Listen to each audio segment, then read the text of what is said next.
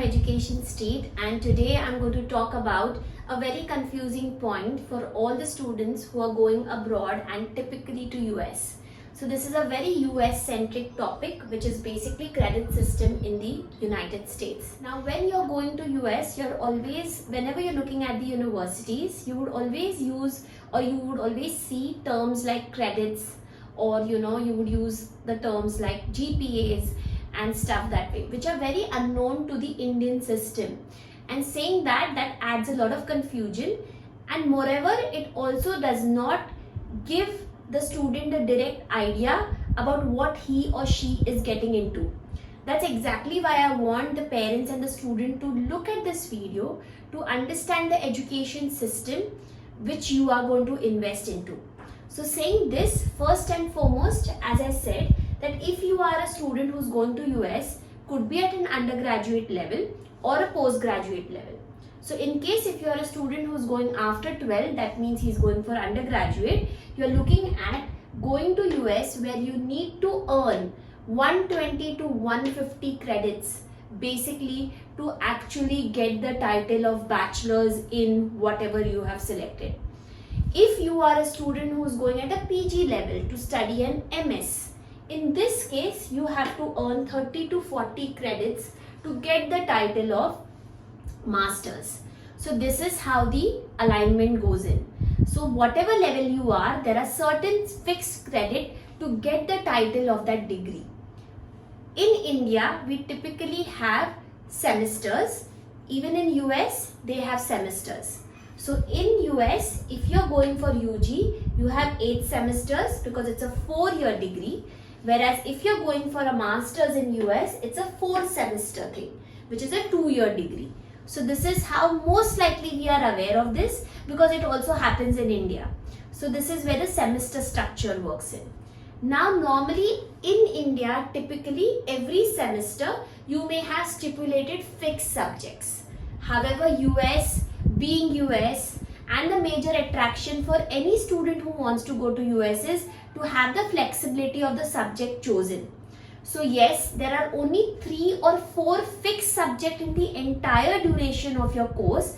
Rest all are all electives. That means I am free to choose and tailor the course as I want. So that's a different attraction towards US. But what does it mean in terms of credits? So say if you are in your first semester or you are in your UG or PG, you need to take stipulated credits compulsory to act as a full-time student. So in this case, if you are going for a UG, per semester you need to take 12 credits minimum. Okay? And if you are going for PG, you have to take 9 credits minimum. So this is how US works when it comes to per semester selection. Now what is credit? Does it mean 12 subjects? No, that's not how it is. So the important formula that you have to understand here is that in US, one subject, basically you say you take maths. So one subject, that is a subject. Now this one subject you finish, you get 3 or more credits. That depends on your university, how they have defined that subject for you. If it is a high level subject or it's a very important subject of your curriculum, they may give you 4 credits, but ideally you stick around to 3 credits. So one subject in US means 3 credit. Now let me compare that to India. Now in India, every semester we have multiple 3 or 4 subjects in our semester. We pass those subjects and the grading system would be a percentage or a CGPA out of 10 or whatever. They have a GPA system which is out of 4. So you must have heard about that. I'm not going to teach you how they calculate a GPA. That's for some other video, I would say. But today the point of discussion here is that every semester you take 3 or 4 subjects. Now this over here, there are 2 things. In India, you clear those and you get a performance-based result, that is either in the form of percentage or a CGPA. In US, yes, the performance is out of 4. That is one elevation. But the other point which I am trying to discuss here is the credits. So say if I finish 3 subjects in one of my semester, I get 3 into 3. because as I said, right, one subject is equal to minimum 3 credits. So basically 3 into 3. So 9 credit is what I have finished. So out of this I have finished that many credits and I have earned that much. So this is how it is. Now credit do not depend on your performance. So say in that subject of maths, you scored full marks. It might be 4 out of 4 GPA. That doesn't mean you get more credits. It is 3 credits only what you would get.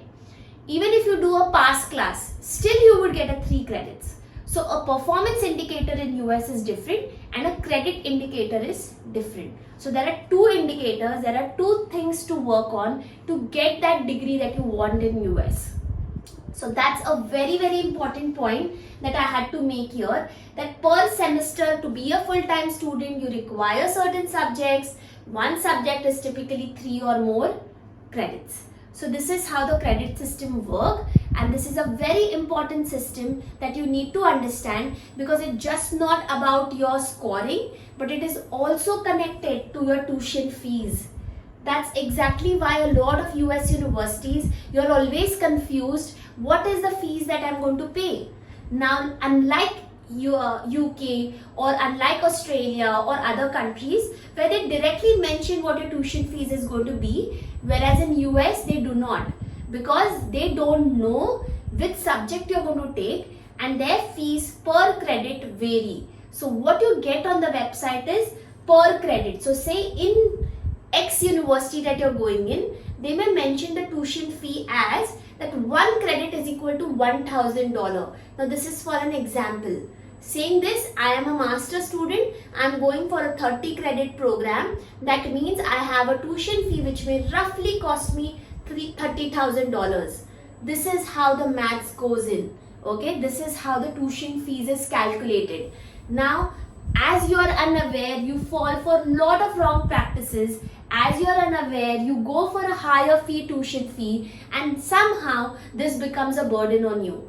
This video is there to apprise you, to make you understand that what it would cost you. It's a very important question, but unanswered or taken for granted from someone who is telling you, but you actually having no confidence or a written communication from the university. Saying this, please educate yourself about how the credit system works in US. This is how it does, and I hope this video helps in, because this is where your starting point is. This will also help you to decide which university suits your pocket, which university does not, how long is the course going to take, and what is the duration which I would be able to take care of. So a lot of questions can get answered if you work on this system.